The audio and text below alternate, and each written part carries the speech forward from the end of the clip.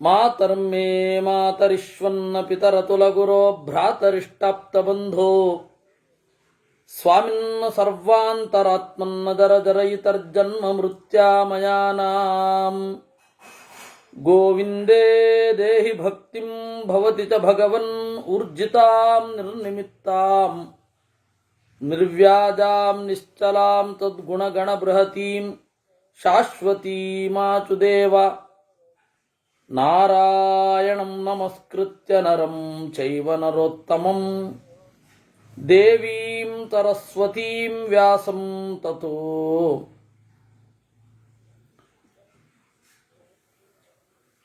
ಗ್ರಂಥಮುದೀರಯೇ ವಿಜಾನತಾಂ ಅವಿತ್ತಸ್ಯ ಮಧ್ವಸ್ಯ ಜಗತಿ ಗುರೋಃ ಪೂರ್ವಾಚಾರ್ಯಮಹಿಷ್ಠಾನಾಂ ಇಯಂ ಪ್ರಣತಿಮಾಲಿಕಾ.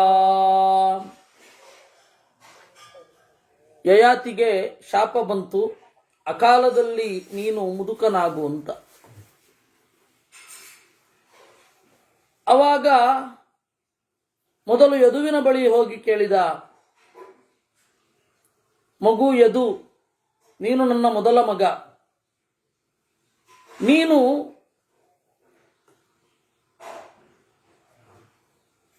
ನಿನ್ನ ಯೌವನವನ್ನ ನನಗೆ ಕೊಡು, 1000 ವರ್ಷ ಆದಮೇಲೆ ನಿನಗೆ ಕೊಡ್ತೇನೆ. ಯದುರುವಾಚ ಶ್ಮಶ್ರುಧರೋಧೀನಃ ಜರಸಾ ಶಿಥಿಲೀಕೃತಃ ವಲೀ ಸಂತತ ಗಾತ್ರಶ್ಚ ದುರ್ದರ್ಶೋ ದುರ್ಬಲ ಕೃಶಃ. ಯದು ಹೇಳ್ತಾನೆ, ಬಿಳಿಗಡ್ಡವನ್ನ ಹೊತ್ತು ದೀನನಾಗಿ ಮುಪ್ಪಿನಿಂದ ಶಿಥಿಲವಾದ ಶರೀರದವನಾಗಿ, ವಲಿ ಸಂತತ ಗಾತ್ರಶ್ಚ ಸುಕ್ಕಾದ ಮೈಯವನಾಗಿ, ದುರ್ದರ್ಶಃ ನೋಡಲಾಗುವುದಿಲ್ಲ, ದುರ್ಬಲನಾಗಿರ್ತಾನೆ, ಅಶಕ್ತ ಕಾರ್ಯಕರಣೆ ಪರಿಭೂತಸ್ಸ ಯೌವನೆ ಸಹೋಪಜೀವಿಭಿಶ್ಚೈವ ತಜ್ಜರಾಂ ನಾಭಿಕಾಮಯೇ. ನಾನು ತನ್ನ ಕೆಲಸವನ್ನು ತಾನು ಮಾಡಿಕೊಳ್ಳಿಕ್ಕಾಗಲ್ಲ, ನನ್ನ ಜೊತೆಗಿನವರೆಲ್ಲ ಯುವಕರು, ಅವರ ಮುಂದೆ ನಾನು ಮುಪ್ಪಾಗಿ ಮುದಿಯನಾಗಿ ಇರಬೇಕು, ಸಾಧ್ಯ ಇಲ್ಲ. ಸಂತಿತೆ ಬಹವ ಪುತ್ರಾಃ ಮತ್ತ ಪ್ರಿಯತರಾ ನೃಪ ಜರಾಂ ಗ್ರಹೀತುಂ ಧರ್ಮಜ್ಞ ಪುತ್ರಮನ್ಯಂ ವೃಣೀಶ್ವಮೇ. ಬಹಳ ಜನ ಇದ್ದಾರಲ್ಲ ನನಗಿಂತ ಪ್ರಿಯರಾದವರು, ಅವರು ಮುಪ್ಪನ್ನ ಸ್ವೀಕಾರ ಮಾಡ್ತಾರೆ, ಬೇರೆ ಮಕ್ಕಳನ್ನು ಕೇಳು ಅಂದ್ಬಿಟ್ಟ. ಇದೇ ಕಾರಣ.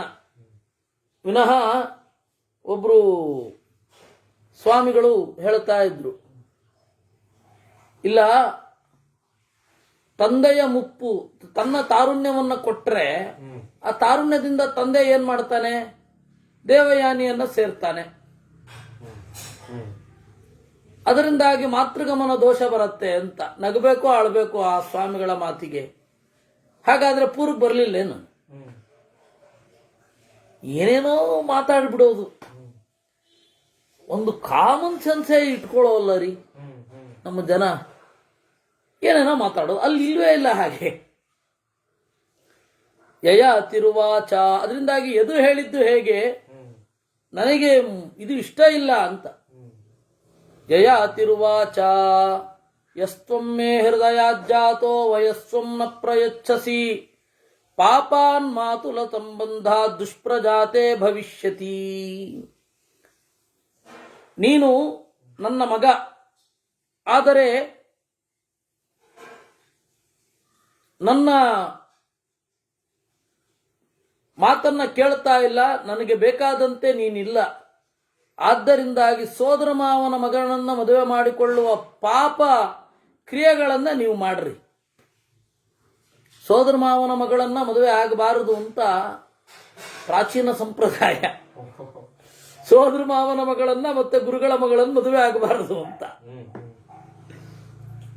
ದುರಂತ ಅಂದ್ರೆ ಆ ತರಹ ಆದವರು ನಾವು ಧಾರ್ಮಿಕರು ಅಂತ ಅನ್ಕೊಂಡ ಪೆಕ್ಕರಗಳಿರ್ತಾರೆ. ಭಾರಿ ಕಷ್ಟ ಇವುಗಳನ್ನೆಲ್ಲ ಪುರಾಣದಲ್ಲಿ ಇರೋದೇ ಬೇರೆ, ಧರ್ಮಶಾಸ್ತ್ರದಲ್ಲಿ ಇರೋದೇ ಬೇರೆ, ಇವರಿರೋದೇ ಬೇರೆ.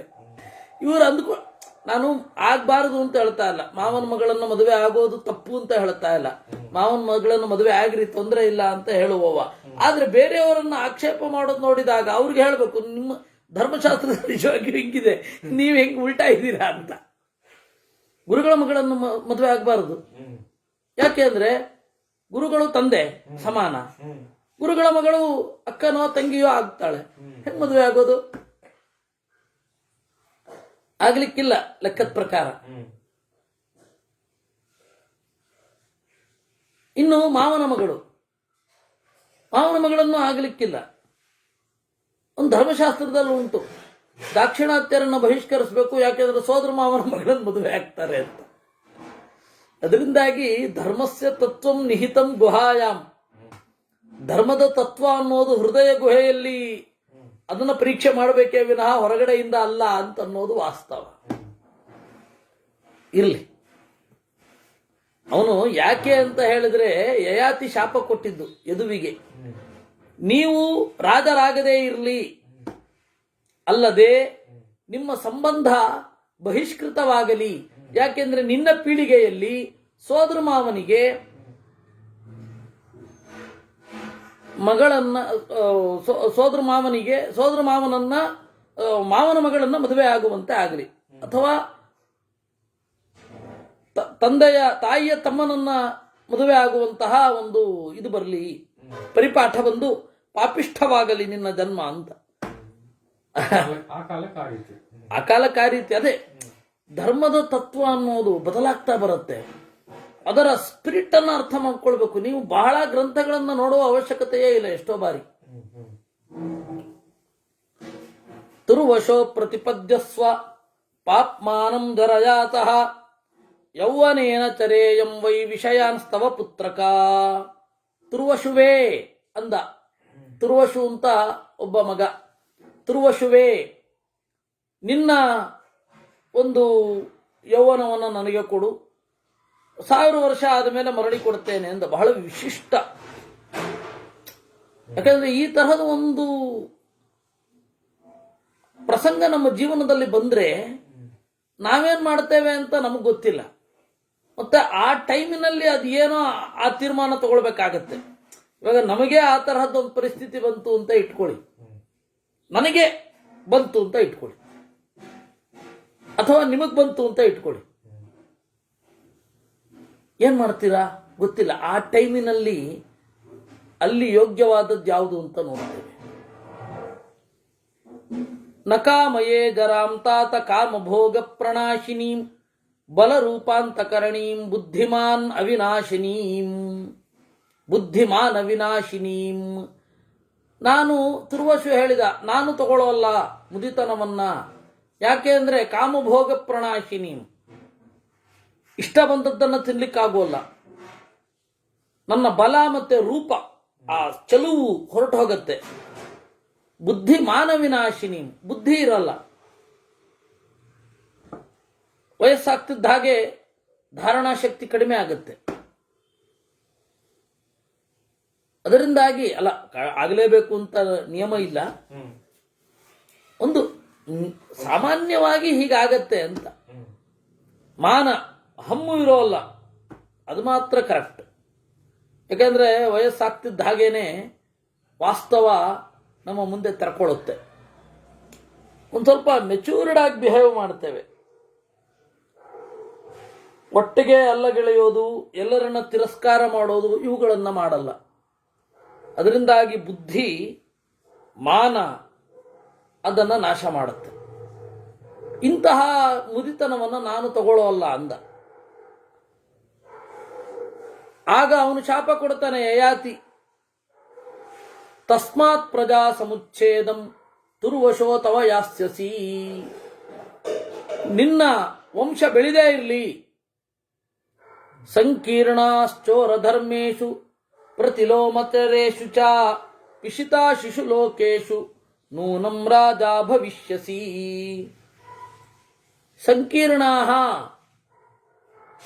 ಅಧರ್ಮ ಎಲ್ಲ ಮಿಕ್ಸಪ್ ಆಗಿ ಬೇಡರ ಜೊತೆ ನಿಮ್ಮ ಪೀಳಿಗೆಯ ಸಂಬಂಧಗಳು ಬೆಳೆದು ಕಳ್ಳರು ಡಕಾಯಿತರು ಆಗಿ ವೇದಕ್ಕೆ ವಿರುದ್ಧವಾದ ದಾರಿಯಲ್ಲಿ ಸಾಗಿ ಪಿಶಿತಾಶಿಷು ಲೋಕೇಶು, ಯಾರು ತಿನ್ನಬಾರದ ಮಾಂಸವನ್ನು ತಿಂತಾರೆ ಅವರಲ್ಲಿ ನೀನು ರಾಜನಾಗು. ತುರ್ವಶುವಿಗೆ ಶಾಪ. ಗುರುದಾರ ಪ್ರಸಕ್ತೇಶು ತಿರಿಯಜ್ಞೋ ನಿರತೇಶು ಚ ಪಶು ಧರ್ಮಿಷು ಮ್ಲೇಚ್ಛೇಷು ಪಾಪೇಶು ಪ್ರಭವಿಷ್ಯಸಿ. ಗುರುದಾರ ಪ್ರಸಕ್ತೇಶು, ಸಲ್ಲದ ಸಂಬಂಧವನ್ನು ಇಟ್ಟುಕೊಂಡು, ತಿರಿಯಜ್ಞೋನಿ ರತೇಶು ಚ, ತಿರಿಯಜ್ಞೋನಿಗಳಲ್ಲಿ ತೊಡಗಿ, ಪಶು ಧರ್ಮಿಷು ಮ್ಲೇಚ್ಛೇಷು, ಪಶುಗಳಂತೆ ಬಾಳುವ ಮ್ಲೇಚ್ಛರಲ್ಲಿ ನಿಮ್ಮ ವಂಶ ಮುಂದುವರಿಯಲಿ. ಶೌನಕೌವಾಚ ಏವಂ ಸ ತುರ್ವಶುಂ ಶಪ್ತ್ವಾ ಯಯಾತಿ ಸುತಮಾತ್ಮನಃ ಶರ್ಮಿಷ್ಠಾಯ ಸುತಂ ಜ್ಯೇಷ್ಠಂ ದೃಶ್ಯಂ ವಚನಮಬ್ರವೀತ್. ಹೀಗೆ ತುರ್ವಶುವಿಗೆ ಶಾಪ ಕೊಟ್ಟು ಶರ್ಮಿಷ್ಠೆಯ ದೊಡ್ಡ ಮಗ ತುರ್ವಶುವನ್ನ ಕೇಳಿದನಂತೆ. ಹೀಗೆ ಯದು ಆಯಿತು, ಆಮೇಲೆ ತುರ್ವಶು ಆಯಿತು. ದೃಹ್ಯು ಅಂತ ಅವನಿಗೆ ಕೇಳಿದ, ನರಾಜ್ಯಂ ನರಥಂ ನಾಶ್ವಂ ಜೀರ್ಣೋ ಭುಂಕ್ತೆ ನ ಚ ಸ್ತ್ರಿಯಂ ನರಾಗಶ್ಚಾಸ್ಯ ಭವತಿ ತಜ್ಜರಾಂ ತೇನ ಕಾಮಯೇ. ಅದಕ್ಕೆ ದೃಹ್ಯು ಹೇಳ್ದ, ಅನುಭವಿಸ್ಲಿಕ್ಕಾಗಲ್ಲ, ರಥವನ್ನ ಅನುಭವಿಸ್ಲಿಕ್ಕಾಗಲ್ಲ, ಕುದುರೆಯನ್ನ ನಡೆಸ್ಲಿಕ್ಕಾಗಲ್ಲ, ಇನ್ನು ಸ್ತ್ರೀ ಭೋಗ ಇರಲ್ಲ, ಮುಖ್ಯವಾಗಿ ರಾಗ ಇರೋದಿಲ್ಲ, ಆ ಮುದಿತನವನ್ನು ನಾನು ಬಯಸೋಲ್ಲ ಅಂದ. ಯಸ್ತ್ವಂ ಮೇ ಹೃದಯಾಜ್ಜಾತಃ ನೌರುಪಪ್ಲವ ಸಂಚಾರಃ ಯತ್ರ ನಿತ್ಯಂ ಭವಿಷ್ಯತಿ ಅರಾಜ್ಯ ಭೋಜ ಶಬ್ದಂ ತ್ವಂ ತತ್ರ ಪ್ರಾಪ್ಸ್ಯಸಿ ಸಾನ್ವಯಃ. ಆಗ ಏನು ಹೇಳಿದ್ದು? ನೌರುಪಪ್ಲವ ಸಂಚಾರ, ನೀನು ನನ್ನ ಬಯಕೆಯನ್ನು ಈಡೇರಿಸ್ತಾ ಇಲ್ಲ, ಆದ್ದರಿಂದ ನೀನೇನು ಹೇಳಿದೆ? ರಾಜ್ಯವನ್ನ ಅನುಭವಿಸ್ಲಿಕ್ಕಾಗಲ್ಲ, ರಥವನ್ನ ಏರ್ಲಿಕ್ಕಾಗಲ್ಲ, ಸೊಕ್ಕಿದ ಕುದುರೆಯನ್ನ ದಮನ ಮಾಡ್ಲಿಕ್ಕಾಗೋದಿಲ್ಲ ಮುದುಕನಾದ್ರೆ ಎಂದಿ. ಯಾವಾಗಲೂ ಸಮುದ್ರದ ನೀರಿನಲ್ಲಿ ಹಡಗಲ್ಲಿ ಓಡಾಡಿಕೊಂಡು ಬಿದ್ದಿರುವಂಥವನಾಗು. ನೌರುಪಪ್ಲವ ಸಂಚಾರ ಯತ್ರ ನಿತ್ಯಂ ಭವಿಷ್ಯತಿ ಅರಾಜ್ಯ ಭೋಜ ಶಬ್ದಂ. ಮತ್ತೆ ನೀವು ರಾಜ್ಯವನ್ನು ಅನುಭವಿಸಲಿಕ್ಕೆ ಯೋಗ್ಯರೇ ಅಲ್ಲ ಅಂತ ಆಗ್ಬಿಟ್ಲಿ. ನೆಲದಲ್ಲೇ ಇಲ್ಲ, ಜಲದಲ್ಲಿರ್ತಾನೆ ಅಂತಂದ್ರೆ ಏನ್ ರಾಜ್ಯ ಭೋಗ ಮಾಡೋದು? ಆ ರೀತಿ ಆಗಲಿ, ನಿನ್ನ ಇಡೀ ಪೀಳಿಗೆಯೇ ಆ ರೀತಿ ಆಗಲಿ ಅಂತ ಶಾಪ ಕೊಟ್ಟ. ಅನೋತ್ವಂ ಪ್ರತಿಪದ್ಯಸ್ವ ಪಾಪ್ಮಾನಂ ಜರಯಾತಃ. ಹೀಗೆ ಯದು ಆಯಿತು, ತುರ್ವಶು ಆಯಿತು, ದೃಹ್ಯು ಆಯಿತು, ಅನು. ಆ ಅನುವನ್ನ ಕೇಳಿದ. ಅದಕ್ಕೆ ಅವನು ಹೇಳಿದ, ಇಲ್ಲ ಇಲ್ಲ, ಜೀರ್ಣ ಶಿಶುರಿವಾದತ್ತೆ ಕಾಲೇನ್ನಮ ಶುಚಿರಿ ಯಥಾ ನಜುಹೋತಿ ಚ ಕಾಲೇಗ್ನಿಂ ತಾಂ ಜರಾಂ ನಾಭಿಕಾಮಯೇ. ಮುದುಕನಾದವನು ಮಗುತರನೇ ಆಗೋಗ್ತಾನೆ. ಜೀರ್ಣ ಶಿಶುವದಾದತ್ತೆ, ಮಗುವಿನ ತರಹ ಸ್ವಲ್ಪನೇ ತಿನ್ಬೇಕಾಗತ್ತೆ. ಕಾಲೇನ್ನ ಮಶುಚಿರಿ ಯಥಾ, ಅಶುಚಿಯಾಗೋಗ್ತಾನೆ. ನಜುಹೋತಿ ಚ ಕಾಲೇಗ್ನಿಂ, ಕಾಲಕ್ಕೆ ಅಗ್ನಿಹೋತ್ರ ಮೊದಲಾದವುಗಳನ್ನು ಮಾಡಲಿಕ್ಕಾಗಲ್ಲ. ಆದ್ದರಿಂದಾಗಿ ನಾನು ತಾಂ ಜರಾಂ ನಾಭಿಕಾಮಯೇ, ಆ ಮುದಿತನ ಬಯಸೋದಿಲ್ಲ. ಅದಕ್ಕೆ ಸಿಟ್ಟು ಬಂತು ಯಯಾತಿಗೆ. ಪ್ರಜಾಶ್ಚ ಯೌವನಂ ಪ್ರಾಪ್ತ ವಿನಶ್ಯಂತಿ ಶನೋತವಾ. ನಿನ್ನ ಮಕ್ಕಳು ನಿನ್ನ ಪೀಳಿಗೆಯಲ್ಲಿ ಯುವಕರಾಗ್ತಿದ್ದ ಹಾಗೆ ಸತ್ತೋಗ್ತಾಳೆ. ಅಗ್ನಿ ಪ್ರಸ್ಕಂದನಗತಃ ತ್ವಂಚಾಪ್ಯೇವಂ ಭವಿಷ್ಯತಿ. ನೀನು ಕೂಡ ಅಗ್ನಿಯನ್ನು ಚೆನ್ನಾಗಿ ಪೂಜೆ ಮಾಡದಂತಾಗಲಿ, ಅಗ್ನಿಯನ್ನು ಕಳೆದುಕೊಳ್ಳಿ. ಆಮೇಲೆ ಉಳಿದವನು ಕೊನೆಯ ಮಗ ಪೂರ್ವಿಗೆ ಅದೇ ರೀತಿ ಕೇಳಿದ. ಜರಾವಲೀತ ಮಾಂತಾತ ಫಲಿತಾನಿ ಚ ಪರಿಜಗು. ಈ ರೀತಿ ಕೇಳಿದಾಗ ಅವನು ಹೇಳ್ತಾನೆ, ಪ್ರತಿಪತ್ಸ್ಯಾಮಿತೆ ರಾಜನ್ ಪಾಪ್ಮಾನಂ ಜರಯಾ ಸಹ. ನಾನು ಒಪ್ಪಿಕೊಳ್ಳುತ್ತೇನೆ. ನನ್ನ ಯೌವನವನ್ನು ನೀನು ತೆಗೋ, ಚೆನ್ನಾಗಿ ಭೋಗಿಸು ಅಂತ ಹೇಳಿದ. ಆ ಪೂರ್ವಿಗೆ ಸಂತುಷ್ಟನಾಗಿ ರಾಜ್ಯವನ್ನು ಕೊಟ್ಟ.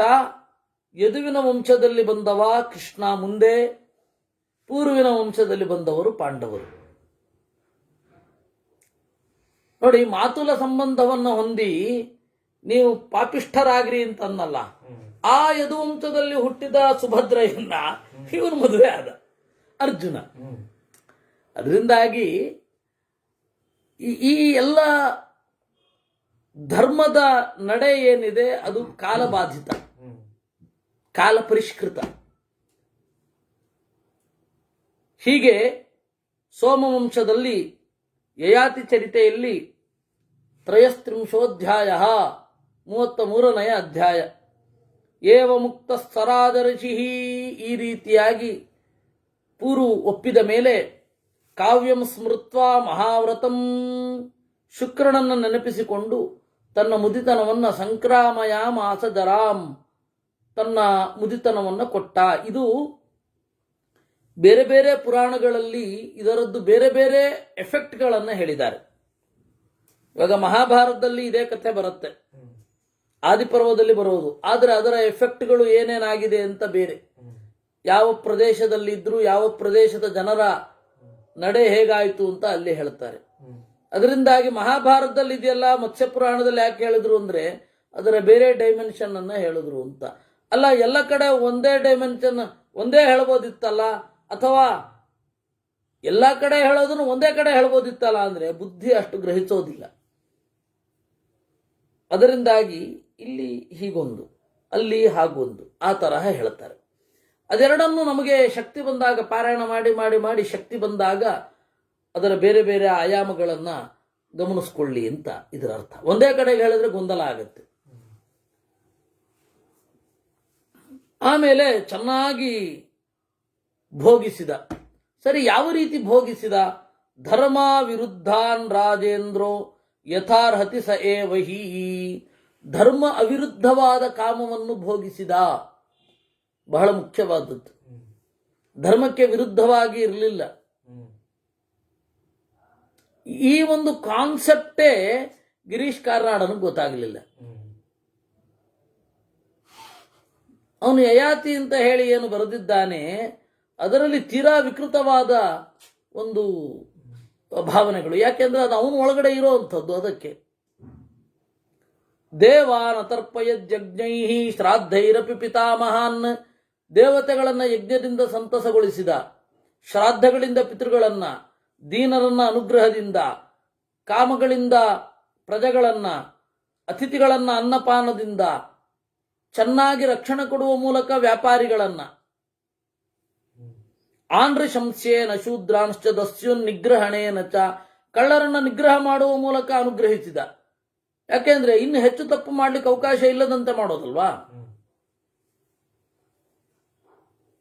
ಧರ್ಮದಿಂದ ಪ್ರಜೆಗಳನ್ನ ಸಂತಸಗೊಳಿಸುತ್ತಾ ಯಯಾತಿ ಪಾಲನೆ ಮಾಡಿದ. ಅವಿರೋಧೇನ ಧರ್ಮಸ್ಯ, ಇನ್ನೊಮ್ಮೆ ಕೇಳಿಸಿಕೊಳ್ಳಿ, ಅವಿರೋಧೇನ ಧರ್ಮಸ್ಯ ಚಚಾರ ಸುಖಮುತ್ತಮಂ, ಧರ್ಮಕ್ಕೆ ವಿರುದ್ಧವಾಗದಂತೆ ಭೋಗಿಸಿದ. ಭೋಗಿಸೋದು ತಪ್ಪಲ್ವೇ ಅಲ್ಲ, ಧರ್ಮಕ್ಕೆ ವಿರುದ್ಧವಾಗದಂತೆ ಭೋಗಿಸ್ಬೇಕಷ್ಟೆ.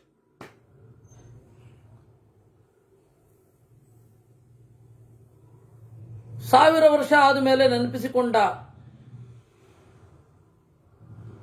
ನ ಜಾತು ಕಾಮ ಕಾಮಾನಾಂ ಉಪಭೋಗೇನ ಚಾಮ್ಯತಿ ಹವಿಷಾ ಕೃಷ್ಣವರ್ತ್ನೇವ ಭೂಯ ಏವಾಭಿವರ್ಧತೆ. ಇದು ಎಲ್ಲ ಕಡೆ ಬರುವ ಶ್ಲೋಕ. ಕಾಮದಿಂದ ಕಾಮದ ತೃಪ್ತಿ ಸಾಧ್ಯವಿಲ್ಲ. ಕಟ್ಟಿಗೆಯನ್ನಿಟ್ಟು ಬೆಂಕಿಯನ್ನು ತಣಿಸಲಾದೀತೆ. ಯತ್ ಪೃಥಿವ್ಯಾಂ ವ್ರೀಹ್ಯವಂ ಹಿರಣ್ಯಂ ಪಶವಸ್ತ್ರಿಯ ನಾಲಮೇಕಸ್ಯ ತತ್ಸರ್ವಮಿತಿ ಮತ್ತೋಪಶಾಮಯೇತ್. ಇಡೀ ಭೂಮಿಯಲ್ಲಿ ಇರುವ ಧಾನ್ಯಗಳು, ಬಂಗಾರ, ಪಶುಗಳು, ಸ್ತ್ರೀಯರು ಒಬ್ಬನಿಗಿದ್ರೂ ಸಾಕಾಗಲ್ಲ, ಇನ್ನೂ ಬೇಕು ಅಂತ ಅನ್ಸುತ್ತೆ. ಇದನ್ನ ತಿಳಿದು ಸಾಕು ಇಷ್ಟು ಅಂತ ಒಬ್ಬ ತೃಪ್ತಿ ಪಡಲೇಬೇಕು, ಅನಿವಾರ್ಯ. ಸೇವಿತಾ ಯಥಾ ಸುಖಂ ಯಥೋತ್ಸಾಹಂ ಯಥಾ ಕಾಮಮರಿಂದಮ ಸೇವಿತಾ ವಿಷಯ ಪುತ್ರ ಯೌವನೇನ ಮಯಾ ತವಾಂ ಪೂರೋ ಪ್ರೀತೋಸ್ಮಿ ಭದ್ರಂತೆ ಗೃಹಾಣೇದಂ ಸ್ವಯೌವನಂ. ಓ ಪೂರ್ವೇ, ಪ್ರೀತನಾಗಿದ್ದೇನೆ, ಈ ನಿನ್ನ ಯೌವನವನ್ನು ತೆಗೋ, ನನ್ನ ಯೌವನವನ್ನ ನನ್ನ ರಾಜ್ಯವನ್ನು ನೀನು ತೆಗೋ ಅಂತ ಹೇಳಿ ಕೊಟ್ಟ. ಆಮೇಲೆ ಪೂರ್ವಿಗೆ ಯಾವಾಗ ಅಭಿಷೇಕ ಮಾಡ್ಲಿಕ್ಕೆ ಶುರು ಮಾಡಿದ, ಅವನ ಉದ್ಯಮವನ್ನೆಲ್ಲ ನೋಡಿ ಬ್ರಾಹ್ಮಣರೆಲ್ಲ ಬಂದು ಕೇಳಿದ್ರಂತೆ.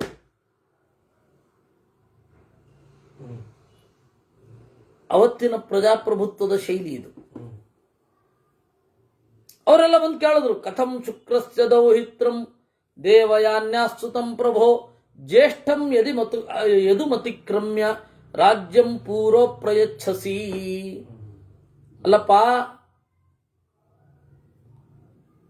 ಕಥಂ ಶುಕ್ರಸ್ಯ ದೌಹಿತ್ರಂ, ಶುಕ್ರಾಚಾರ್ಯರ ಮಗಳ ಮಗ, ದೇವಯಾನಿಯ ಮಗ ಅಂತಹ ಮೊದಲ ಮಗನಾದ ಯದುವನ್ನು ಬಿಟ್ಟು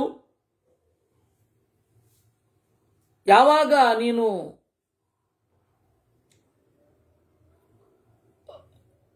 ಇವನು ಕೊಡ್ಲಿಕ್ಕೆ ಶುರು ಮಾಡಿದಿ ಅಂತ. ನಮ್ಮ ದಿಲೀಪ್ ರತ್ನಾಕರ್ ಅವರ ಪ್ರಶ್ನೆ, ಮಗಳು ಮಾಧವಿ ಹುಟ್ಟೋದು ಯಾವಾಗ ಅಂತ ಇಲ್ಲಿ ಹೇಳಲಿಲ್ಲ. ಮತ್ತೆ ಆದಿಪರ್ವದಲ್ಲಿ ಎಲ್ಲಿ ಗೊತ್ತಾಗತ್ತೆ ಅಂದ್ರೆ, ಯಯಾತಿ ಸ್ವರ್ಗಾರೋಹಣ ಆಗಿ ಸ್ವರ್ಗದಿಂದ ಕೆಳಗೆ ಬೀಳ್ತಾನಲ್ಲ, ಅವಾಗ ಗೊತ್ತಾಗೋದು ಮಗಳು ಮಾಧವಿ ಅಂತ ಒಬ್ಳಿದ್ದು ಅಂತ. ಆಮೇಲೆ ಉದ್ಯೋಗ ಪರ್ವದಲ್ಲಿ ಕಥೆ ಬರುತ್ತೆ, ಉದ್ಯೋಗ ಪರ್ವದಲ್ಲೂ ಹೇಳಲಿಲ್ಲ, ಹೀಗಾಗಿ ನಮ್ಗೆ ಗೊತ್ತಿಲ್ಲ. ಆದ್ರೆ ಮಗಳಿದ್ಲು ಅಷ್ಟೆ. ಯಾವ ಟೈಮಲ್ಲಿ ಕರೆಕ್ಟಾಗಿ ಇವ್ರ ಮಧ್ಯದಲ್ಲಿ ಬಂದ್ಲಾ, ಯೌವನ ಬಂದ ಮೇಲೆ ಹುಟ್ಟುದ್ಲಾ, ಯೌವನಕ್ಕಿಂತ ಮೊದಲೇ ಇವರ ಜೊತೆಗೆ ಹುಟ್ಟುದ್ಲಾ ಗೊತ್ತಿಲ್ಲ, ಏನು ಗೊತ್ತಿಲ್ಲ. ಇವ್ರ ತಂಗಿಯೋ ಅಕ್ಕನೋ ಏನೂ ಗೊತ್ತಿಲ್ಲ. ಅದರಿಂದಾಗಿ ಆ ಕ್ರಮ ನಮಗೆ ಬೇಡ ಅಂತ ಹೇಳಲಿಲ್ವೋ ಏನೋ ವೇದವ್ಯಾಸರು. ಬ್ರಾಹ್ಮಣರೆಲ್ಲ ಬಂದು ಕೇಳಿದ್ರಂತೆ. ಆಗ ಯಯಾತಿ ಹೇಳಿದನಂತೆ, ಬ್ರಾಹ್ಮಣ ಪ್ರಮುಖಾ ವರ್ಣಾಹ ಸರ್ವೇ ಶೃಣ್ವಂತು ಮೇ ವಚಃ. ಎಲ್ಲರೂ ನನ್ನ ಮಾತು ಕೇಳಿ, ಜ್ಯೇಷ್ಠಂ ಪ್ರತಿ ಯತೋ ರಾಜ್ಯಂ ನದೇಯಂ ಮೇ ಕಥಂಚನ. ಹೌದು, ಹಿರಿಯನನ್ನ ಕುರಿತು ರಾಜ್ಯ ಕೊಡಬೇಕು, ಆದ್ರೆ ನಾನು ಕೊಡೋಲ್ಲ. ಯಾಕೆ ಅಂದ್ರೆ ನಿಯೋಗೋ ನಾನು ಪಾಲಿತಃ, ನಾನು ಹೇಳಿದ್ದನ್ನ ಮಾಡಲಿಲ್ಲ. ಪ್ರತಿಕೂಲ ಪಿತುರ್ಯಶ್ಚ ನಸಪುತ್ರ ಸತಾಂ ಮತಃ. ಪ್ರತಿಕೂಲನಾದವನನ್ನ ಮಗ ಅಂತ ಕರೆಯೋದೆ. ಆದ್ದರಿಂದ ಮಗನಂತೆ ಇರುವ ಮಗನಿಗೆ ರಾಜ್ಯ ಕೊಡಬೇಕೇ ವಿನಃ ಮಗನಂತೆ ಇರದ ಮಗನಿಗೆ ರಾಜ್ಯ ಕೊಡೋ ಅಗತ್ಯ ಇಲ್ಲ. ಮಮ ಕಾಮಸ್ಸಚ ಕೃತಃ ಪೂರ್ಣ ಪುತ್ರ ರೂಪಿಣ. ಮತ್ತೆ ಶುಕ್ರಾಚಾರ್ಯರು ಅದೇ ವರವನ್ನು ಕೊಟ್ಟಿದ್ದಾರೆ. ಶುಕ್ರೇಣ ಚ ವರೋ ದತ್ತಃ ಕಾವ್ಯೇನ ಉಶನಸಾ ಸ್ವಯಂ.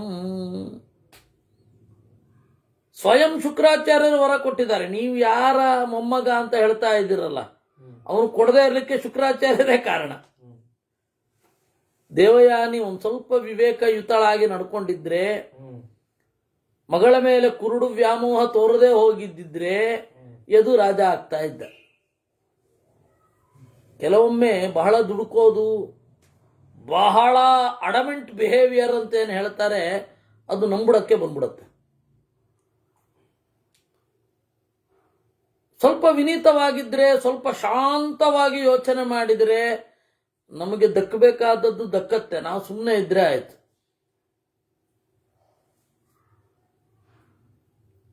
ಮಹಾಭಾರತದಲ್ಲಿ ಹೇಳಿದ ಕೆಲವು ಸಂಗತಿಗಳನ್ನು ಇಲ್ಲಿ ಹೇಳಲಿಲ್ಲ. ಅದರಲ್ಲಿ ಒಂದು ಹೇಳಬೇಕು ಅಂತ ಹೇಳಿದ್ರೆ,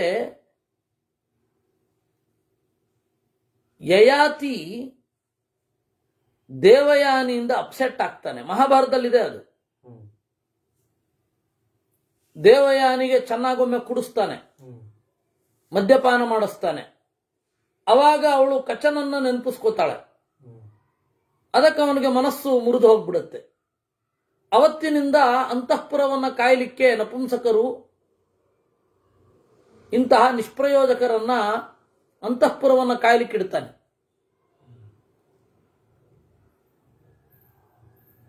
ಜನಾನಾ ಪದ್ಧತಿ ಮೊದಲು ಶುರು ಆಗಿದ್ದು ಎಲ್ಲಿಂದ ಅಂತ ಕೇಳಿದ್ರೆ ಯಯಾತಿಯಿಂದ ಅಂತ ಹೇಳಬೇಕು. ಹೀಗೆ ಅಪ್ಸೆಟ್ ಆಗಿದ್ದರಿಂದ ಅವನು ಶರ್ಮಿಷ್ಠೆಯ ಬಳಿಗೆ ಹೋದ. ಮತ್ತೆ ಆ ಕಾಲದಲ್ಲಿ ಅದೇನು ಧರ್ಮ ವಿರುದ್ಧ ಏನಲ್ಲ, ಅಲ್ಲ ಈ ಕಾಲದಲ್ಲಿಯೂ ಧರ್ಮ ವಿರುದ್ಧ ಅಲ್ಲ, ಆದರೆ ಕಾನೂನಿನ ಹೆದರಿಕೆಯಿಂದ ಸುಮ್ಮನೆ ಇದ್ದಾರೆ ಅಷ್ಟೇ. ಕಾನೂನಿನ ಹೆದರಿಕೆ ಇದೆ, ಅದಕ್ಕೆ ಸುಮ್ಮನೆ ಇರ್ತಾರೆ. ವಾಸ್ತವವಾಗಿ ಇದು ಧರ್ಮವಾ ಅಂತ ನೋಡಿದ್ರೆ ತೊಂದರೆ ಇಲ್ಲ. ಆದರೆ ಬೇರೆ ಧರ್ಮದಲ್ಲಿ ಅಲೋ ಇದೆಯಲ್ಲ, ಅಲ್ಲಿರೋರು ಯಾಕೆ ಸುಮ್ಮನೆ ಇದ್ದಾರೆ? ಆದ್ದರಿಂದ ಅವತ್ತಿನ ಕಾನೂನು ಮತ್ತೆ ಅವತ್ತಿನ ಧರ್ಮ ಕ್ಷತ್ರಿಯರಿಗೆ ಅನುಕೂಲವಾಗಿತ್ತು. ಅಂತ ಸಂದರ್ಭದಲ್ಲಿ ಇವಳು ಪ್ರತಿಭಟನೆ ಮಾಡೋ ಕಾರಣವೇ ಇಲ್ಲ. ಇಲ್ಲ ನಾನು ಹೇಳಿದ್ದೇನೆ ಅನ್ಬೇಕು ಇವಳು. ನೀನು ಎಷ್ಟು ಜನ ನೋಡ್ಕೊಂಡಿದ್ದೀನಿ ಅಂತ ಕೇಳಬೇಕಾಗತ್ತೆ.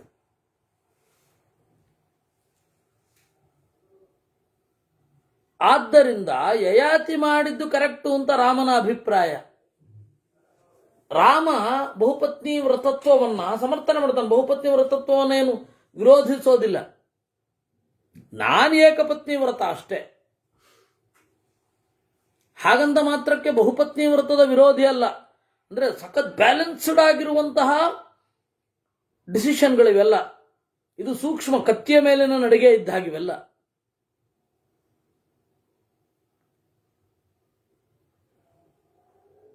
ಅವನು ಉತ್ತರಕಾಂಡದಲ್ಲಿ ಹೇಳುವಾಗ ಯಯಾತಿಯದ್ದೇನು ತಪ್ಪಿಲ್ಲ ಅಂತಾನೆ. ಹೌದು, ತಪ್ಪಿರಲಿಲ್ಲ. ಯಯಾತಿಯದ್ದು ಯಾವ ತಪ್ಪೂ ಇರಲಿಲ್ಲ. ಆದ್ದರಿಂದ ಅವನು ಹೇಳೋದು ಶುಕ್ರನೇ ವರ ಕೊಟ್ಟಿದ್ದಾನೆ. ಮತ್ತೆ ಇದು ಪರೀಕ್ಷೆಯೂ ಗೊತ್ತಾಯಿತು. ಶುಕ್ರಾಚಾರ್ಯರಿಗೂ ಗೊತ್ತಾಗಬೇಕು, ನನ್ನ ಮಗಳನ್ನ ಬಿಟ್ಟು ಬೇರೆ ಮಗಳನ್ನು ಹೊಂದದ್ದು ಯಾಕೆ, ಬೇರೆಯವಳನ್ನು ಹೊಂದಿದ್ದು ಯಾಕೆ, ನನ್ನ ಮಗಳ ಮಾತ್ರ ಅಲ್ಲ ಅಡಮೆಂಟು, ಮಗಳ ಮಕ್ಕಳೂ ಅಡಮೆಂಟು, ಅದರಿಂದಾಗಿ ಯಯಾತಿ ಬೇರೆ ಕಡೆಗೆ ಹೋದ ಅಂತ ಅವರೇ ಒಂದು ರೀತಿ ವರ ಕೊಟ್ಟ ಹಾಗೆ. ಯಯಾತಿ ಕೂಡಲೇ ಅವ್ರ ಮೇಲೆ ಕೋಪಗೊಳ್ಳಲಿಲ್ಲ. ನಂದು ತಪ್ಪಿದೆ, ತಪ್ಪಿಲ್ಲ, ಯಾಕೆ ನೀವು ಶಾಪ ಕೊಟ್ರಿ ಅಂತ ಅವ್ರ ಮೇಲೆ ಕೋಪಗೊಳ್ಳಲಿಲ್ಲ. ಇವೆಲ್ಲ ಸೂಕ್ಷ್ಮಗಳು ಉಂಟು. ಪ್ರಕೃತಯ ಭವಂತ ಪ್ರತಿಜಾನಂತು ಪೂರು ರಾಜ್ಯೇಭಿಷಿಚ್ಯತಾಂ. ಆದ್ದರಿಂದಾಗಿ ಎಲೈ ಅಧಿಕಾರಿಗಳೇ, ಎಲ್ಲ ವರ್ಣದವರೇ, ಸಮಗ್ರ ನಿಮಗೆ ಉತ್ತರ ಕೊಡ್ತಾ ಇದ್ದೇನೆ ನಾನು. ಪೂರ್ವವನ್ನ ರಾಜ್ಯದಲ್ಲಿ ಅಭಿಷೇಕ ಮಾಡ್ತೇನೆ. ಯಪುತ್ರೋ ಗುಣಸಂಪನ್ನೋ ಮಾತಾ ಪಿತ್ರೋರ್ಹಿತ ಸದಾ ಸರ್ವಂ ಸೋರ್ಹತಿ ಕಲ್ಯಾಣಂ ಕನೀಯಾನಪಿ ಸ ಪ್ರಭು. ಆದ್ದರಿಂದ ಪ್ರಕೃತಿಗಳೆಲ್ಲ ಇದನ್ನ ಒಪ್ಪಿಕೊಂಡ್ರು. ಪ್ರಕೃತಿ ಅಂತಂದ್ರೆ ಅಫಿಷಿಯಲ್ಸ್ 7 ತರಹದವರಿದ್ದಾರೆ. ಅಮಾತ್ಯಾಹ, ಮಂತ್ರಿಣಃ, ದೂತಾಹ, ಶ್ರೇಣಯಶ್ಚ, ಪುರೋಹಿತಾಹ, ಪುರಂ ಜನಪದಂ ಚೇತಿ ಸಪ್ತ ಪ್ರಕೃತಯೋ ಮತಾಹ ಅಂತ ನೀತಿಶಾಸ್ತ್ರ. ಅಮಾತ್ಯಾಹ, ಅಮಾವರ್ತಂತೆ. ಅಮ ಅಂದ್ರೆ ಹತ್ತಿರ, ಒಟ್ಟಿಗೆ. ಅಮಾವಾಸ್ಯೆ ಅಂದ್ರೆ ಗೊತ್ತಾಯ್ತಲ್ಲ, ಸೂರ್ಯ ಹಾಗೂ ಚಂದ್ರರು ಒಟ್ಟಿಗೆ ಇರುವ ದಿವಸ. ಅಮಾತ್ಯಾಹ, ರಾಜನ ಒಟ್ಟಿಗೇ ಇರುವವರು. ಮಂತ್ರಿಣಃ, ಮಂತ್ರಾಲೋಚನೆಯಲ್ಲಿ ಭಾಗವಹಿಸಬಲ್ಲವರು. ಎಲ್ಲಾ ವರ್ಗದ ಪ್ರತಿನಿಧಿಗಳು ಮೀಟಿಂಗ್ ಅಲ್ಲಿ ಭಾಗವಹಿಸಬೇಕು. ದೂತಾಹ, ದೂತರು. ಶ್ರೇಣಯ, ಗೂಢಚಾರರು, ಸೈನಿಕರು. ಪುರೋಹಿತರು. ಪುರಂ, ಪಟ್ಟಣ ವರ್ಗ, ವ್ಯಾಪಾರಿಗಳು, ಅವರು ಇವರೆಲ್ಲ. ಜನಪದಂ, ಹಳ್ಳಿಗರು, ಅಂದ್ರೆ ಹೊಲ ಉಳುವವರು, ತೋಟ ಮಾಡಿಕೊಂಡಿರೋರು, ಕಮ್ಮಾರರು, ಚಮ್ಮಾರರು, ಅವರೆಲ್ಲರ ಪ್ರತಿನಿಧಿ. ಇಷ್ಟು ಜನರ ಪ್ರತಿನಿಧಿಗಳನ್ನ ಪ್ರಕೃತಿ ಅಂತ ಕರೀತಾರೆ. ಆ ಎಲ್ಲ ಪ್ರಕೃತಿಯವರು ಕೂಡ ರಾಜನನ್ನ ಪ್ರಶ್ನೆ ಮಾಡಿದ್ರು, ಯಾಕೆ ಹೀಗೆ ಮಾಡ್ತಾ ಇದಿ ಅಂತ. ಅವನು ಉತ್ತರ ಕೊಟ್ಟು ಕೂಡಲೇ ತೃಪ್ತರಾದ್ರು. ಉತ್ತರ ಕೊಟ್ಟರು ಕೂಡ ತಗೊಳ್ಳೋಲ್ಲ ಅಂತ ಸಭಾತ್ಯಾಗ ಮಾಡಲಿಲ್ಲ.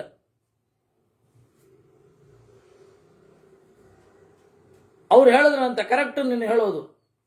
ತಂದೆ ತಾಯಿಗಳಿಗೆ ಹಿತನಾಗಿ ಗುಣಸಂಪನ್ನನಾಗಿ ಯಾರಿರ್ತಾನೆ ಅವನು ಸರ್ವಂ ಸೋರ್ಹತಿ ಕಲ್ಯಾಣಂ,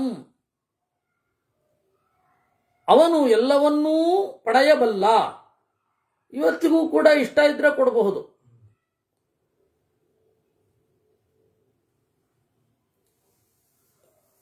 ನಮ್ಮ ಪೂರ್ವಜರ ಆಸ್ತಿ ಇದ್ರೂ ಕೂಡ ಇಷ್ಟ ಇದ್ರೆ ತೀವ್ರವಾದ ಕಾರಣಗಳನ್ನು ಕೊಟ್ಟು ಬೇರೆಯವರು ಕೊಡಬಹುದು. ಮಗನಿಗೇ ಕೊಡಬೇಕು ಅಂತಿಲ್ಲ. ಅರ್ಹಂ ಪೂರೋರಿದಂ ರಾಜ್ಯಂ ಯಪ್ರಿಯ ಪ್ರಿಯಕೃತ್ತವ ವರದಾನೇನ ಶುಕ್ರಸ್ಯ ನ ಶಕ್ಯಂ ವಕ್ತುಮುತ್ತರಂ. ಆಮೇಲೆ ಶುಕ್ರಾಚಾರ್ಯರ ವರದಾನವೇ ಇದೆ, ಅದನ್ನು ಮೀರ್ಲಿಕ್ಕೆ ಯಾರಿಗೂ ಆಗೋದೇ ಇಲ್ಲ. ಆಗಲಿ ಹೀಗೆ ತಮ್ಮ ಕಾಲ ಮೇಲೆ ತಾವೇ ಕಲ್ಲೆತ್ತಾಕೊಂಡವರು ಇಬ್ರು, ಶುಕ್ರಾಚಾರ್ಯರು ಮತ್ತು ದೇವಯಾನಿ. ಇದರಿಂದಾಗಿ ಬಹಳ ಮುದ್ದಿನಿಂದ ನಾವು ಅನ್ಯಾಯವನ್ನು ಬೆಂಬಲಿಸಬಾರದು, ನ್ಯಾಯಾನ್ಯಾಯಗಳನ್ನು ನೋಡದೇ ಇರಬಾರದು ಅನ್ನೋದಕ್ಕೆ ಒಂದು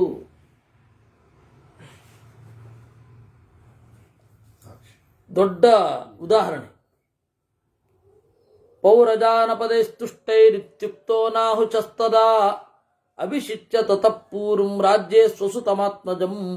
ಈ ರೀತಿ ಪೌರರು ಜಾನಪದರು ಎಲ್ಲ ಒಪ್ಪಿಕೊಂಡ ಮೇಲೆ ಪೂರ್ವವನ್ನ ರಾಜ್ಯದಲ್ಲಿ ಅಭಿಷೇಕ ಮಾಡಿ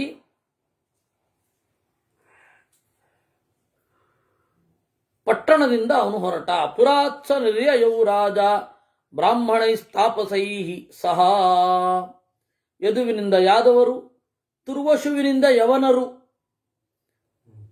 ಯವನರು ಅಂದ್ರೆ ಮುಸ್ಲಿಮರು ಅಂತಲ್ಲ, ಯವನರು ಅಂತಂದ್ರೆ ಮಿಶ್ರಣಕ್ಕೆ ಒಳಗಾದವರು ಅಂತ. ದೃಶ್ಯೋಶ್ಚೈವ ಸುತಾ ಭೋಜಾಹ. ದೃಶ್ಯುವಿನ ಮಕ್ಕಳು ಭೋಜರು, ಅನುವಿನ ಮಕ್ಕಳು ಮ್ಲೇಚ್ಛ ಜಾತಿಗಳು. ಮ್ಲೇಚ್ಛ ಅಂದ್ರೇನು ಸ್ಪಷ್ಟವಾಗಿ ಉಚ್ಚಾರ ಮಾಡದವರು. ಭೋಜರು ಅಂತಂದ್ರೆ ಉಣ್ಣುತ್ತಾರೆ, ರಾಜ್ಯ ಇರಲ್ಲ ಅಂತ. ಪೂರೋಸ್ತು ಪೌರವೋ ವಂಶಃ. ಪೂರ್ವಿನ ವಂಶ ಪೌರವೋ ವಂಶ ಯತ್ರ ಜಾತೋಸಿ ಪಾರ್ಥಿವ.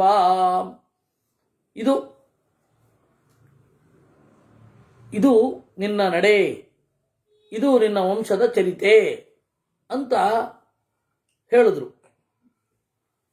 ಹೀಗೆ ಯಯಾತಿ ಚರಿತದಲ್ಲಿ ಚತುಸ್ತ್ರಿಂಶೋಧ್ಯಾಯ. ಕೇಳ್ತಾ ಇರೋದು ಯಾರು? ಶತಾನೀಕ. ಹೇಳ್ತಾ ಇರೋದು ಯಾರು? ವೈಶಂಪಾಯನರು. ಅದನ್ನ ಹೇಳ್ತಾ ಇರೋದು ಯಾರು? ಶೌನಕರು. ಕೇಳ್ತಾ ಇರೋದು ಶೌನಕರು, ಹೇಳ್ತಾ ಇರೋದು ಸೂತರು, ಉಗ್ರಶ್ರವಸ್. ಶತಾನೀಕ ಯಾರು ಗೊತ್ತಾ? ಜನಮೇಜಯನ ಮಗ.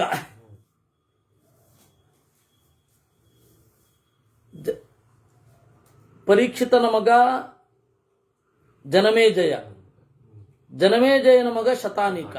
ಶತಾನೀಕ ಕೇಳ್ತಾ ಇರೋದು. ಹೀಗೆ 34ನೇ ಅಧ್ಯಾಯ ಆಯಿತು. ಈ ರೀತಿ ವಾನಪ್ರಸ್ಥನಾದ, ಸ್ವರ್ಗಕ್ಕೆ ಹೋದ. ಸ್ವರ್ಗದಲ್ಲಿ ಮತ್ತೆ ಇಂದ್ರನಿಂದ ಕೆಳಗಡೆ ಬೀಳಿಸಲ್ಪಟ್ಟ. ಕೆಳಗಡೆ ಬೀಳಲಿಲ್ಲ, ಮತ್ತೆ ಸ್ವರ್ಗಕ್ಕೆ ಹೋದ. ವಸುಮಾನ್, ಅಷ್ಟಕ, ಪ್ರತರ್ಧನ, ಶಿಬಿ ಇವರ ಜೊತೆ ಕೂಡಿ ಮೇಲ್ಗಡೆ ಹೋದ ಅಂತ ಹೇಳಿ ನಾವು ಕೇಳಿದ್ದೇವೆ ಅಂತ ಕಥಾ ಸಂಕ್ಷೇಪವನ್ನು ಮಾಡಿದ್ರು. ಶತಾನೀಕ ಉವಾಚ. ಹಾಗಾದ್ರೆ ಏನು? ಕರ್ಮಣ ಕೇನ ಸದಿವಂ ಪುನಃ ಪ್ರಾಪ್ತೋ ಮಹೀಪತಿ ಕಥಮಿಂದ್ರೇಣ ಭಗವಾನ್ ಪಾತಿತಃ ಮೇದಿನಿ ತಲೆ. ಅಲ್ಲಪ್ಪ, ಯಾಕೆ ಕೆಳಗಡೆ ಬಿದ್ದ, ಮತ್ತೆ ಯಾಕೆ ಮೇಲ್ಗಡೆ ಹೋದ ಅದನ್ನು ಹೇಳಿ. ದೇವರಾಜ ಸಮೋಹ್ಯಾಸೀತ್ ಯಯಾತಿ ಪೃಥಿವೀಪತಿ ಹೇಳಿ ಅಂದಾಗ ಶೌನಕ ಉವಾಚ. ಆಯ್ತು, ಹೇಳ್ತೇನಪ್ಪ, ಯಯಾತಿಯ ಉತ್ತಮವಾದ ಕಥೆ. ಹಂತತೆ ಕಥಯಿಷ್ಯಾಮಿ ಯಯಾತೇರುತ್ತಮಾಂ ಕಥಾಂ ದಿವಿ ಚೇಹ ಚ ಪುಣ್ಯಾರ್ಥಾಂ ಸರ್ವ ಪಾಪ ಪ್ರಣಾಶಿನೀಂ. ಅವನೇನು ಮಾಡಿದ? ತನ್ನ ಮಗನಿಗೆ ಅಭಿಷೇಕ ಮಾಡಿ ಹೊರಟ. ತನ್ನ ಉಳಿದ ಮಕ್ಕಳನ್ನ ಅಂತೇಚು ಸರ್ವಾನ್ ನಿಕ್ಷಿಪ್ಯ. ಅಂತ ಅಂದ್ರೆ ಸುತ್ತಲೂ ತನ್ನ 4 ಮಕ್ಕಳನ್ನ ಇಟ್ಟು ಮಧ್ಯದಲ್ಲಿ ಪೂರ್ವನ್ನ ಇಟ್ಟು ನೀವೆಲ್ಲರಿಗೂ ಅವನಿಗೆ ರಿಪೋರ್ಟ್ ಮಾಡಬೇಕು ಅಂದ. ಪೂರ್ತಿ ಅಬ್ಬೆಪಾರಿಯಾಗಿ ಏನು ಬಿಡ್ಲಿಲ್ಲ. ಅವನು ಚೆನ್ನಾಗಿ ಶಿರೋಂಚ ವೃತ್ತಿಯನ್ನ ಮಾಡಿ ಪಂಚಾಗ್ನಿ ಮಧ್ಯದಲ್ಲಿ ತಪಸ್ಸು ಮಾಡಿ ಆಹಾರವನ್ನೂ ಬಿಟ್ಟು ಒಳ್ಳೆಯ ಲೋಕವನ್ನು ಹೊಂದಿದ ಅನ್ನುವಲ್ಲಿಗೆ 35ನೆಯ ಅಧ್ಯಾಯ. ಸ್ವರ್ಗಕ್ಕೆ ಹೋದ ಮೇಲೆ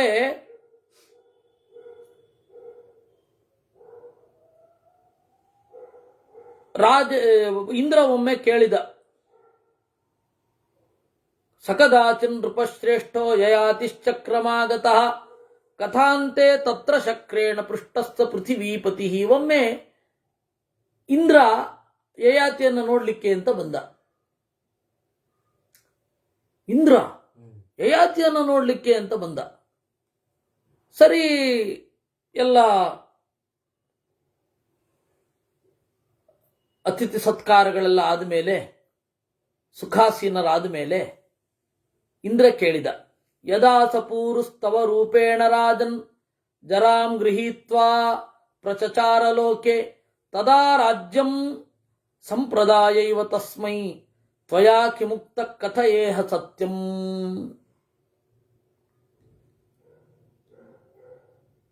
ಪೂರು ರಾಜ್ಯವನ್ನ ಪಡೆಯುವಾಗ ನೀನು ಏನು ಹೇಳಿದೆ?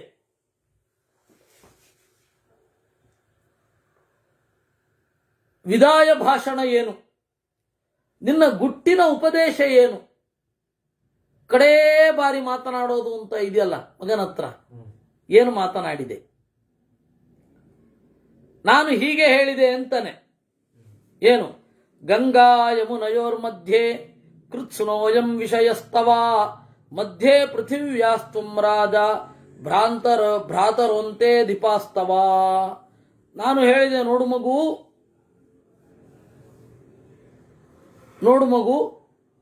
ಗಂಗಾ ಯಮುನೆಯ ಮಧ್ಯದಲ್ಲಿ ಇರುವ ಎಲ್ಲ ವಿಷಯವೂ ನಿನ್ನದೇ.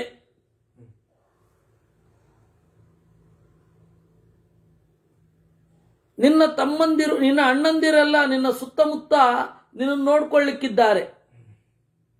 ಇದು ನಿನಗೆ ನಾನು ಕೊಟ್ಟ ರಾಜ್ಯ. ನಿನಗೆ ಹಿತವಾದದ್ದನ್ನು ಏನು ನುಡಿತೇನೆ ಅಂತಂದ್ರೆ, ಅಕ್ರೋಧನಕ್ರೋಧನೆಭ್ಯೋ ವಿಶಿಷ್ಟ ತಥಾ ತಿತಿಕ್ಷುರತಿತಿಕ್ಷೋರ್ ವಿಶಿಷ್ಟ ಅಮಾನುಷೇಭ್ಯೋ ಮಾನುಷಶ್ಚ ಪ್ರಧಾನ ವಿದ್ವಾಂಸ್ತತೈವಾ ವಿದುಷ ಪ್ರಧಾನ. ಸಿಟ್ಟು ಮಾಡಿಕೊಳ್ಳುವವರಿಗಿಂತ ಸಿಟ್ಟು ಮಾಡಿಕೊಳ್ಳದವನು ದೊಡ್ಡವನು. ಅಕ್ರೋಧನ ಕ್ರೋಧನೆಭ್ಯೋ ವಿಶಿಷ್ಟ ತಥಾ ತಿತಿಕ್ಷು ಅತಿತಿಕ್ಷೋರ್ ವಿಶಿಷ್ಟ. ಸಹಿಸದವನಿಗಿಂತ ಸಹಿಸಿದವನು ಮಿಗಿಲು. ಅಮಾನುಷೇಭ್ಯೋ ಮಾನುಷಶ್ಚ ಪ್ರಧಾನ. ಅಮಾನುಷರಿಗಿಂತ ಮನುಷ್ಯನೇ ಪ್ರಧಾನ. ಅಮಾನುಷರು ಅಂದರೆ ಪ್ರೇತ ಪಿಶಾಚಿ ಇತ್ಯಾದಿಗಳು, ಅವುಗಳಿಗಿಂತ ಮನುಷ್ಯ ಮಿಗಿಲು. ವಿದ್ವಾಂಸ್ತಥೈವ ವಿದುಷ ಪ್ರಧಾನ. ತಿಳಿಯದವನಿಗಿಂತ ತಿಳಿದವನು ಮಿಗಿಲು. ಆಕೃಷ್ಯಮಾನೋ ನಾಕ್ರೋಚೇತ್ ಮನ್ಯುಮೇವ ತಿತಿಕ್ಷತಿ ಆಕ್ರೋಷ್ಟಾರಂ ನಿರ್ದಹತಿ ಸುಕೃತಂ ಚಾಸ್ಯ ವಿಂದತೆ. ಬೈಯುವಾಗ ತಿರುಗಿ ಬೈಯಬಾರದು. ಯಾಕೆ ಅಂತಂದ್ರೆ ಬೈಯುವವನನ್ನ ಅವನ ಸಿಟ್ಟೇ ಸುಡುತ್ತೆ. ನಾರುಂತುದಸ್ಯಾನ್ ನೃಶಂತವಾದಿ ನಹೀನತ ಪರಮಭ್ಯಾದದೀತ ಯಯಾಸ್ಯ ವಾಚಾ ಪರ ಉದ್ವಿಜೇತ ನತಾಂ ವದೇ ದೃಶತೀಂ ಪಾಪಲೌಲ್ಯಾಂ. ನಾರುಂತುದಸ್ಯಾತ್, ತಿವಿಬಾರದು. ಮರ್ಮದಲ್ಲಿ ಹೊಡೆಯೋದು ಅಂತಾರೆ, ಹೊಡಿಬಾರದು. ನಾರಂತುದಸ್ಯಾತ್, ನೃಶಂಸವಾದಿ, ವಿಪರೀತ ಹೊರಟಾಗಿ ಮಾತನಾಡಬಾರದು. ನಹೀನತ ಪರಮಭ್ಯಾದದೀತ ಯಯಾಸ್ಯ ವಾಚಾ ಪರ ಉದ್ವಿಜೇತ. ಯಾವ ಮಾತಿನಿಂದ ಹಗಲು ರಾತ್ರಿ ತೀವ್ರವಾಗಿ ಅವನು ಚಿಂತಿಸ್ತಾನೋ ಆ ಮಾತನ್ನ ಆಡಬಾರದು.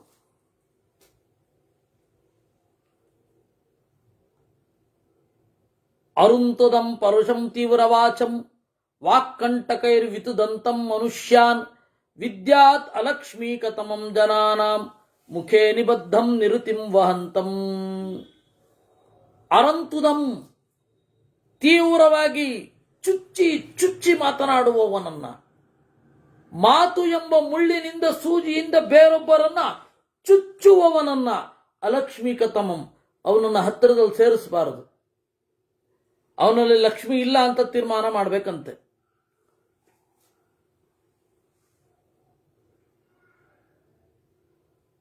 ಯಾಕೆ ಅಂದ್ರೆ ಬೇರೆಯವ್ರ ದೋಷನೇ ನೋಡ್ತಾ ನಿಂತು ಬಿಡ್ತಾನ. ಸದ್ಭಿ ಪುರಸ್ತಾದ ವಿಪೂಜಿತ ಸ್ಯಾತ್ ಸದ್ಭಿಸ್ತಥಾ ಪೃಷ್ಠತೋ ರಕ್ಷಿತ ಸ್ಯಾತ್ ಸದಾ ಸತಾಂ ಅತಿವಾದಾನ್ ಸ್ಥಿತಿಕ್ಷೇತ್ ಸತಾಂ ವೃತ್ತಂ ಪಾಲಯನ್ ಸಾಧು ವೃತ್ತ. ಸಜ್ಜನರಿಂದ ಪೂಜಿತನಾಗಬೇಕು, ಸಜ್ಜನರಿಂದಲೇ ರಕ್ಷಣೆ ಸಿಗೋದು. ಸಜ್ಜನರು ಏನೋ ಒಂದು ಮಾತನಾಡುತ್ತಾರೆ, ಅತಿವಾದ, ಅದನ್ನು ಸಹಿಸಿಬಿಡ್ಬೇಕು. ಸಜ್ಜನರಾಡುವ ಏನೋ ತೀವ್ರವಾಗಿ ಮಾತನಾಡ್ತಾರಪ್ಪ ಸಜ್ಜನರು, ಅದನ್ನು ಸೇಡಿಟ್ಕೋಬಾರದು. ಸಜ್ಜನರ ಬಿಟ್ಟುಬಿಡ್ಬೇಕು. ಹೆಚ್ಚು ಅದನ್ನು ಬೆಳೆಸಿ ತಿವಿದು ಅದನ್ನ ಹೃದಯದಲ್ಲಿ ಸಾಕಿ ಆ ದ್ವೇಷವನ್ನ ದೊಡ್ಡದು ಮಾಡಿಕೊಂಡು ಬಿಟ್ಬಿಡ್ಬೇಕು. ಸಜ್ಜನರ ವೃತ್ತ ವಾಕ್ಸಾಯಕ ವದನಾ ನಿಷ್ಪತಂತಿ ಯೈರಾಹತ ಶೋಚತಿ ರಾತ್ರ್ಯಹಾನಿ ಪರಸ್ಯ ನೋ ಮರ್ಮಸು ಯೇ ಪತಂತಿ ತಾನ್ ಪಂಡಿತೋ ನಾವ ಸೃಜೇತ್ ಪರೇಶು. ಮಾತು ಎಂಬ ಬಾಣಗಳು, ಆ ಬಾಣಗಳಿಂದ ಹೊಡೆದ್ರೆ ಹಗಲು ರಾತ್ರಿ ಆ ಮಾತು ಉಳಿಯುತ್ತೆ, ಕಾಡುತ್ತೆ. ಆ ಮಾತನ್ನು ಆಡಬಾರದು. ನಾಸ್ತೀದೃಶಂ ಸಂವನನಂ ತ್ರಿಷು ಲೋಕೇಶು ಕಿಂಚನ ಯಥಾ ಮೈತ್ರಿ ಚ ಲೋಕೇಶು ದಾನಂಚ ಮಧುರಾಚ ವಾಕ್. ಆದ್ದರಿಂದ ಇದಕ್ಕಿಂತ ಒಳ್ಳೆ ಉಪದೇಶ ಇನ್ನೇನು ಇಲ್ವೇ ಇಲ್ಲ. ನಾಸ್ತೀದೃಶಂ ಸಂವನನಂ ತ್ರಿಷು ಲೋಕೇಶು, ಮೂರು ಲೋಕದಲ್ಲಿ ನೀನು ಇದಕ್ಕಿಂತ ಒಳಿತಾಗಿರ್ಲಿಕ್ಕೆ ಸಾಧ್ಯವೇ ಇಲ್ಲ. ಯಾವುದೇ ಕಾರಣಕ್ಕೂ ಉಲ್ಟಾ ಮಾತನಾಡಬಾರದು, ತೀವ್ರವಾಗಿ ಚುಚ್ಚುವ ಹಾಗೆ ಮಾತನಾಡಬಾರದು. ಯಥಾ ಮೈತ್ರಿ ಚ ಲೋಕೇಶು ದಾನಂಚ ಮಧುರಾಚ ವಾಕ್ ತಸ್ಮಾತ್ ಸಾಂತ್ವಂ ಸದಾ ವಾಚ್ಯಂ ನವಾಚ್ಯಂ ಪರುಷಂ ಕ್ವಚಿತ್. ಲೋಕದಲ್ಲಿ ಒಂದು ಮೈತ್ರಿ, ಪ್ರೀತಿ ಇರಬೇಕು, ದಾನ ಇರಬೇಕು, ಮಧುರಾಚ ವಾಕ್, ಮಧುರವಾದ ಮಾತು ಇರಬೇಕು. ಸಾಂತ್ವವನ್ನ ಆಡು. ಬೇರೊಬ್ಬರು ದುಃಖಕ್ಕೆ ಒಳಗಾದ್ರೆ ಅದನ್ನ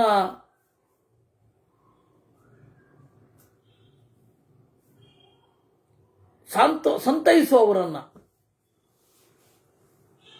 ನವಾಚ್ಯಂ ಪರುಷಂ ಕ್ವಚಿತ್. ಮೊದಲೇ ದುಃಖದಲ್ಲಿರ್ತಾನೆ, ಸರಿಯಾಗಿ ಆಗಬೇಕಿತ್ತು ನಿನಗೆ, ಹಿಂಗೆ ಮಾಡಿಬಿಟ್ಟೆ ಅನ್ನೋದು, ಹಾಗೆಲ್ಲ ಮಾಡಬಾರ್ದು. ಪೂಜ್ಯಾನ್ ಸಂಪೂಜಯೇ ದದ್ಯಾತ್ ನಾಭಿಶಾಪಂ ಕದಂಚನ. ಪೂಜ್ಯರಾದವರನ್ನು ಪೂಜಿಸಬೇಕು. ಅವರು ಹೊರಟಾಗಿ ಮಾತನಾಡಿದ್ರು ಅಂತ ನೀನು ಹೊರಟಾಗಿ ಮಾತನಾಡಬಾರದು. ನಾಭಿಶಾಪಂ, ಇದು ನನ್ನ ಉಪದೇಶ, ಇದು ನನ್ನ ಆದೇಶ ಅಂತ ಹೇಳುವಲ್ಲಿಗೆ ಸೋಮವಂಶದಲ್ಲಿ ಯಯಾತಿ ಚರಿತೆಯಲ್ಲಿ 36ನೇ ಅಧ್ಯಾಯ. ಸರ್ವಾಣಿ ಕಾರ್ಯಾಣಿ ಸಮಾಪ್ಯ ರಾಜನ್ ಗೃಹಾನ್ ಪರಿತ್ಯಜ್ಯ ವನಂ ಗತೋತಿ ತತ್ವಾಂ ಪೃಚ್ಛಾಮಿ ನಹು ಚಸ್ಯ ಪುತ್ರ ಕೇನಾಪಿ ತುಲ್ಯಸ್ತಪಸಾ ಯಯಾತೆ. ಆಗ ಇಂದ್ರ ಕೇಳಿದ, ಎಲ್ಲ ಕರ್ಮವನ್ನ ಮಾಡಿ ಮನೆಯನ್ನ ತೊರೆದು ಹೊರಗಡೆ ಬಂದೆ, ತಪಸ್ಸು ಮಾಡಿದೆ, ಎಲ್ಲ ಕರೆಕ್ಟು, ನಿನಗೆ ತಪಸ್ಸಿನಲ್ಲಿ ಯಾರು ಸಮ ಅಂತ ಕೇಳಿದ ಅನ್ನುವಲ್ಲಿಗೆ ಇವತ್ತಿನ ಚಿಂತನೆಯನ್ನ ಮುಗಿಸೋಣ. ಕೃಷ್ಣಾರ್ಪಣಮಸ್ತು. ನಾಳೆ ಪ್ರಾಯ ಸರ್ವಮೂಲದ ಚಿಂತನೆಯ ಮುಂದುವರಿಕೆ ಇದ್ದಾಗಿದೆ. ಅಲ್ಲಿ ನಿಂತಿತ್ತ ಅಲ್ಲಿ ನಿಂತಿತ್ತ ಅವ್ರ ಮನೆಯಲ್ಲಿ ಅದೇ ಅಲ್ಲಿ ನಿಂತಿತ್ತಲ್ಲ, ಎಷ್ಟು ದಿನ ಆಗಿದ್ದಲ್ಲಿ ಅಲ್ಲಿ 3 ದಿವಸ ಏನೋ ಆಗಿತ್ತು. ಪಾಡ್ಯ 1 ದಿವಸ ಆಗಿತ್ತು. ವಿದ್ಯಾಸಮುದ್ದೇಶ ಅಂತ ಹೇಳಿ ನಾಟ್ಯ ಇದು ಅರ್ಥಶಾಸ್ತ್ರದ ಒಂದು ಭಾಗವನ್ನ ನಾನು ಮಾಡಿದೆ. ಇನ್ನೊಂದು 3 ದಿನ ನಡೆಯುತ್ತಾ? ಇನ್ನು 2 ದಿವಸ ನಡೀತು, ಗೊತ್ತಿಲ್ಲ ಎಷ್ಟು ದಿವಸ ನಡೆಯುತ್ತೆ. ನೋಡುವ. ಮುಂದಿನ ಶನಿವಾರ ಭಾನುವಾರ ನಾನು ಇರೋದಿಲ್ಲ. ಗುರುಗಳ ಕಾರ್ಯಕ್ರಮ ಧಾರವಾಡದಲ್ಲಿ 2 ದಿವಸ, 7, 8. ಪ್ರಾಯ 6ನೇ ತಾರೀಕು ತನಕ ಸರ್ವಮೂಲದ ಚಿಂತನೆ ಇರುತ್ತೆ ಅಂತ ಅನ್ಕೊಂಡು. ನಾಳೆ ಇದ್ರ ಮುಂದುವರಿಕೆ ನಾಳೆ ಇಲ್ಲ, ನಾಳೆ ಗೊತ್ತಿಲ್ಲ. ಸರ್ವಮೂಲದ ಮುಂದುವರಿಕೆ ಇರಬಹುದು. ಇಲ್ವಂತ ಅಲ್ಲ, ಇವತ್ತಿಲ್ಲ ಅಂತ ಹೇಳಿದ್ದು. ಅದೇ ಗೊತ್ತಿಲ್ಲ ಅಂತ. ಅಲ್ಲ, ಇದ್ರೆ ಇದು ಮುಂದುವರಿಯುತ್ತೆ. ಇಲ್ಲ ಅಂತಂದ್ರೆ ನೀವು ಸ್ಟೇ ಟ್ಯೂನ್ಡ್ ವಿತ್ ವ್ಯಾಸವಾಣಿ ಅಷ್ಟೇ. ಅದು ಇದ್ದೇ ಇರುತ್ತೆ. ಒಂದು ಸರ್ವಮೂಲ ಇರುತ್ತೆ, ಒಂದು 5 ಇರುತ್ತೆ ಮುಂದುವರಿಕೆ ಇರುತ್ತೆ. ಕೃಷ್ಣಾರ್ಪಣಮಸ್ತು.